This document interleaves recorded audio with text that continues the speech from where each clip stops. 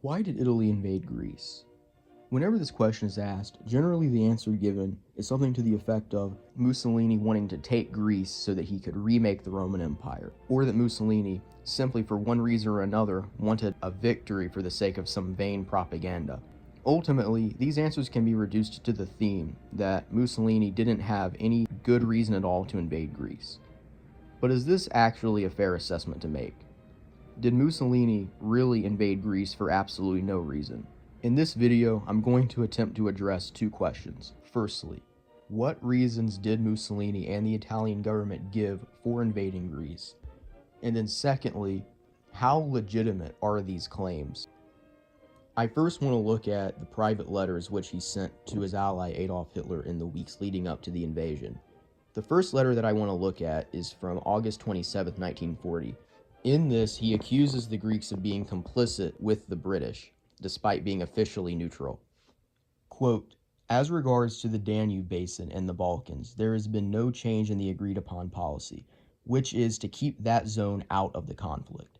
The measures of a military character on the Greek and Yugoslav borders are simply of a precautionary measure, prompted by the fact that both countries are deeply hostile to the Axis and are ready to stab it in the back if a favorable occasion should present itself. In the environs of Trieste, the Italian police have discovered no less than 5 large weapon deposits hidden by Serbian partisans.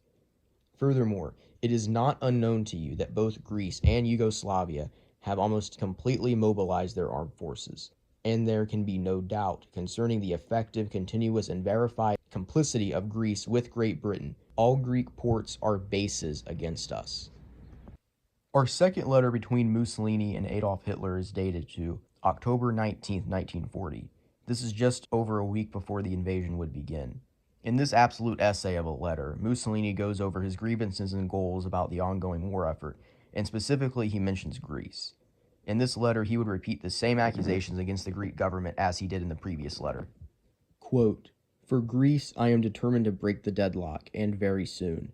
Greece is one of the cornerstones of the British maritime strategy in the Mediterranean.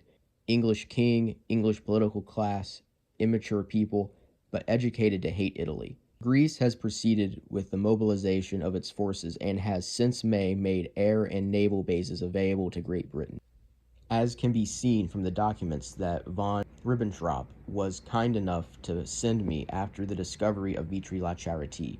In recent days, English officers have practically taken possession of all the camps in Greece. In short, Greece is in the Mediterranean what Norway was in the North Sea, and it must not escape an identical fate."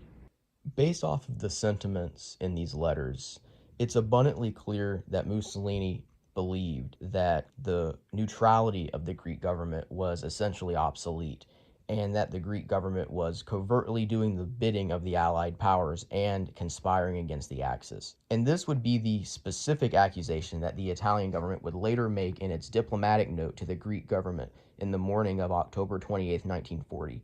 In this diplomatic note, the Italian government would express the exact same sentiments towards the Greek government as was expressed privately by Mussolini to his letters to Adolf Hitler. I will read the note in full.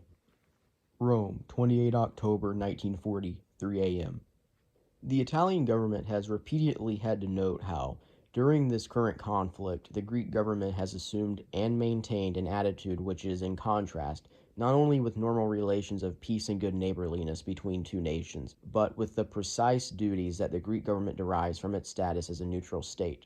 On several occasions, the Italian government has found itself in the need to remind the Greek government to comply with these duties and to protest against their systematic violation, a particular serious violation given that the Greek government has tolerated that its territorial waters, its coasts, and its ports were used by the British fleet during its war operation, favored the supplies of the British air forces, allowed the organization of military intelligence service in the Greek archipelago to the detriment of Italy. The Greek government is perfectly aware of these facts, which have repeatedly been the subject of diplomatic steps by Italy, to which the Greek government, which should have realized the serious consequences of its attitude, has not responded with any measures of protecting its neutrality, but rather intensifying its action of aiding and abetting the British armed forces in its collaboration with Italy's enemies. The Italian government has proof that this collaboration was foreseen and regulated by the Greek government with military, naval, and aeronautical agreements. The Italian government is not referring only to the British guarantee accepted by Greece as part of a direct action program against the security of Italy, but to the explicit and precise commitments undertaken by the Greek government to make available to the powers at war with Italy important strategic positions on Greek territory, including the air bases at Thessaly and Macedonia, destined for an attack against Albanian territory. The Italian government, in this regard, must remind the Greek government of the provocative action carried out towards the Albanian nation with the terrorist policy it adopted towards the populations of Chamuria, and with the persistent attempts to create unrest beyond its borders. Also, due to these facts, the Italian government was, in vain, in the need to remind the Greek government of the inevitable consequences that such a policy would have in regards to Italy. All of this cannot be tolerated any further by Italy. Greece's neutrality has increasingly become a mere semblance. Responsibility for this situation lies primarily with Great Britain and its intentions to always involve other nations in the war. But it is now clear that the Greek government's policy has been and is aimed at transforming Greek territory, or at least allowing Greek territory to be transformed into a base for war actions against Italy. This could only lead to an armed conflict between Italy and Greece, a conflict that the Italian government has every intention of avoiding. The Italian government has therefore come to the decision to ask the Greek government, as a guarantee of Greece's neutrality and as a guarantee of Italy's security, the right to occupy with its own armed forces, for the duration of the present conflict with Great Britain, some strategic points in Greek territory. The Italian government asks the Greek government to not oppose this occupation and to not impede the free passage of troops destined to carry it out. These troops do not present themselves as enemies of the Greek people, and in no way does the Italian government intend that the temporary occupation of some strategic points dictated by contingent needs and of a purely defensive nature will cause harm to the sovereignty and independence of Greece. The Italian government asked the Greek government to immediately give the military authorities the necessary orders so that this occupation can take place peacefully. Should the Italian troops encounter resistance, such resistance will be defeated with weapons, and the Greek government will assume responsibility for the resulting consequences. The Greek government would, of course, immediately reject the Italian request, and the Italian government would declare war on the same day. But are the Italian accusations against the Greeks actually based in reality? Was the Greek government actually covertly supporting the Allied powers despite being officially neutral? In order to properly answer this question, I want to take a look at the confidential Allied documents from the French Ministry of Foreign Affairs. These documents will allow us to see whether or not there is any reality at all to what the Italians were claiming about the Greek relations with the Allied powers. Note for the French Council of Ministers, September 20th, 1939. Greece remains loyal to the Western powers, invited by the Italian government to renew the Treaty of Friendship, which expires next October. I will prepare to simply conclude a treaty of neutrality, which I will only carry out as long as it does not hinder the formation of the Eastern Front. Note by the Deputy Director of the Department of European Affairs of the French Ministry of Foreign Affairs, September 20th, 1939. Hellas. The Greek government implements a policy of strict official neutrality, but secretly oriented towards the direction of possible cooperation with the Anglo-French. In Greece, an officer of the General Staff was sent to Ankara to be contacted after General Vigan, and attempts to renew the Italo-Greek non-aggression pacts were accepted under General Metaxas with extreme caution. Ministry of National Defense and War, Minister's Office, Department of National Defense, Parisi, October 24th, 1939. Greece is willing to defend its neutrality and cooperate in operations of maximum traction, but for this its equipment should be strengthened and improved. Athens, October 30th, 1939. Subject, conversation after General Papagos. The chief of the Greek General Staff assured me that the exchange of letters, which I mentioned in number 121S of October 29th in my report, will take place very soon, but that this is of no importance and that Greece refused to renew the non-aggression pact in order to preserve, if forced, her freedom to act against the side of the Allies. I took advantage of this opportunity to speak to General Papagos about the secret military ports of the Kavala Department. Subject: Italian-Greek relations, Athens on October 31st, 1939. The number 45 and 46 of October 25th, 1939 telegram warns you about the imminent publication of a letter from the Greek government to the Italian government, in which the friendly relations existing between the two countries are confirmed. It is even said that the word cooperation is being used.